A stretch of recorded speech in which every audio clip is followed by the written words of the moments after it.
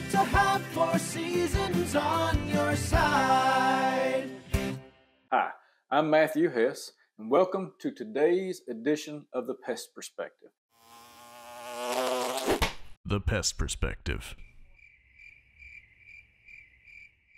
Now, I'm here today with my son, Solomon Hess, and he is going to fill us in on a little detail about gray squirrels and what can be done if you're encountering them at your home or business. So let's start first with what they look like. Squirrels are typically very easy for the average person to recognize. The easiest ways to recognize squirrels is their long bushy tails, furry bodies, large ears, and longer hind feet. They are usually gray or reddish colored in our area, are about 9 to 12 inches long with roughly an equal-sized tail, and can weigh up to 2 pounds. So 2 pounds in weight, not very big, but they are commonly seen climbing trees, buildings, and running back and forth in traffic, and trying to cause an accident. Now, while we're on this topic, the topic of their activities, when are they most active?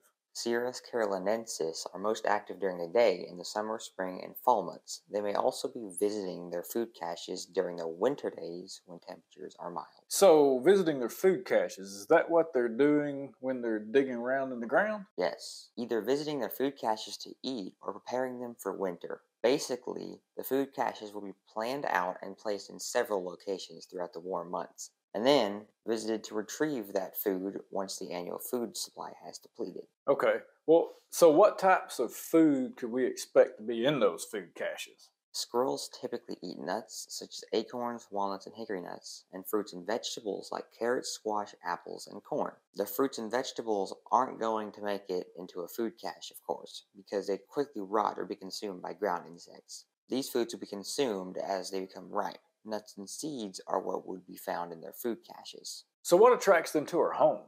Food and shelter.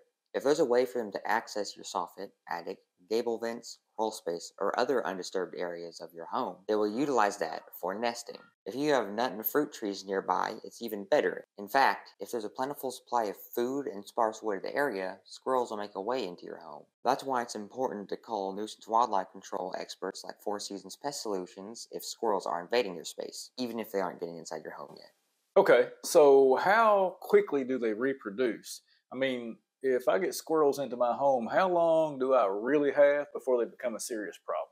If you have squirrels in your home, you already have a serious problem. One squirrel can cause a house fire by chewing electric wires.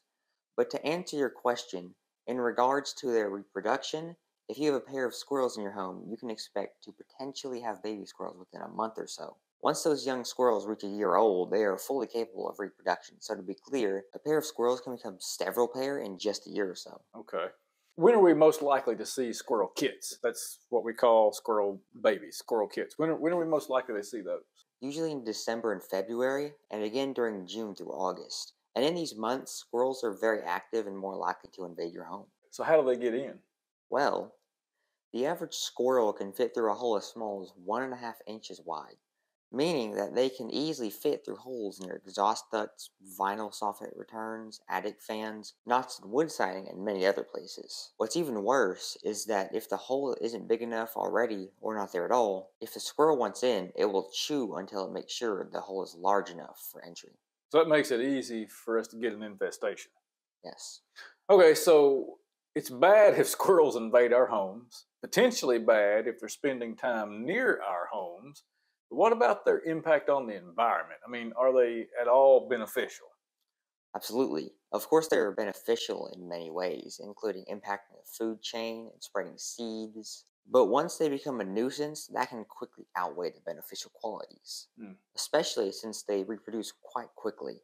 Eliminating a few nuisance squirrels really only makes way for a new batch that maybe aren't a nuisance at all. Essentially, it's said that once an animal becomes a nuisance, it will remain a nuisance until it dies. So, eliminating it entirely is often the only successful strategy. Plus, failing to eliminate only a few nuisance wildlife can actually cause many more to follow in their behaviors, potentially cascading into a large number, needing removal from the ecosystem. That is pretty much a greater problem than removing one or two.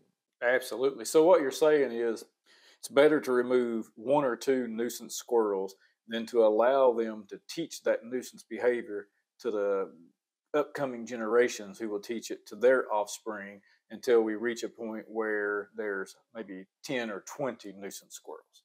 Yes. All right, so you mentioned that one squirrel can cause a house fire.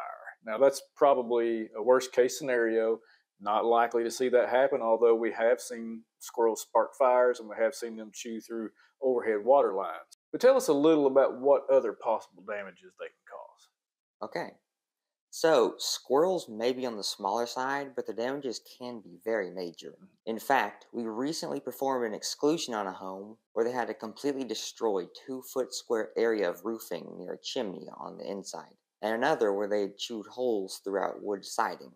Squirrels can do extensive damage to roofing, siding, insulation, soffit vents, and more. Plus, their nesting sites leave behind urine and feces that can potentially be dangerous to our health. And all this is completely preventable. In fact, by simply dialing 1-877-999-BUG-X, our team can assist by performing a site evaluation and inspecting and then making recommendations and even performing those recommendations that will eliminate squirrels from your property. We know that the homeowner can call 4 Seasons. The homeowner can call another pest control company if they dare. But what can a homeowner do on their own?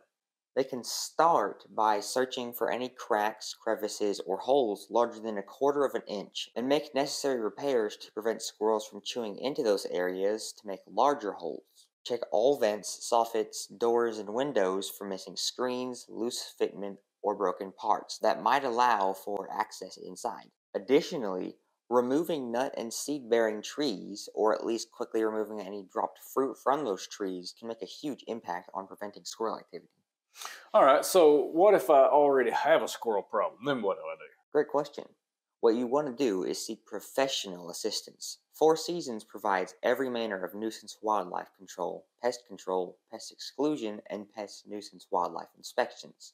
Our team is dedicated to making your home a safe and pest-free zone, which is why everyone says it's good to have 4 Seasons on your side. It's good to have 4 Seasons on your side. The Pest Perspective.